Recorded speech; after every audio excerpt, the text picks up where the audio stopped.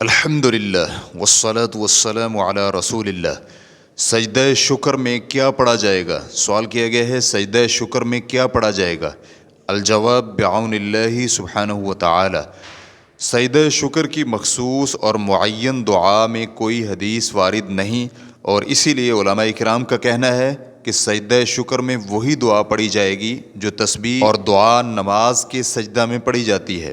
لہٰذا سجدہ کرنے والا سجدہ میں سبحان ربی الاعلی، اسی طرح اللہم لک سجدت وبک آمنت ولک اسلمت، سجد وجہی للذی خلقہ وصورہ وشق سمعہ وبصرہ تبارک اللہ احسن الخالقین۔ اے اللہ، میں نے تجھے سجدہ کیا اور تجھ پر ایمان لایا اور تیری اطاعت و فرما برداری کی۔ میرے چہرے نے اس کو سجدہ کیا جس نے اسے پیدا کیا، اور اس کی صورت بنائی، اور اس کی سماعت پیدا کی اور آنکھیں بنائیں۔ اللہ تبارک و تعالی سب سے بہتر خالق ہے۔ پھر اس کے بعد جو چاہے دعا پڑھے۔ ابن قدامہ رحمہ اللہ کہتے ہیں سجدہ شکر کے افعال اور احکام اور اس کی شروط اور طریقہ سجدہ تلاوت والا ہی ہے۔ ریفرنس کے لیے دیکھیے المغنی لابن قدامہ المقدسی، جلد نمبر 2 صفحہ نمبر 372۔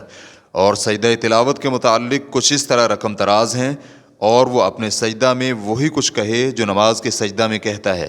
ریفرنس کے لیے دیکھیے المغنی لابن قدامہ، جلد نمبر 2 صفحہ نمبر 362۔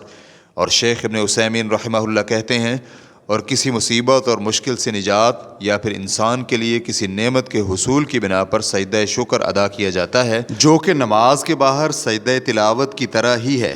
بعض علماء کرام کا خیال ہے کہ اس کے لیے وضو اور تکبیر ہوگی، اور بعض علماء صرف پہلی تکبیر کی رائے رکھتے ہیں، پھر وہ سجدہ میں چلا جائے اور سبحان ربی الاعلی کے بعد دعا کرے۔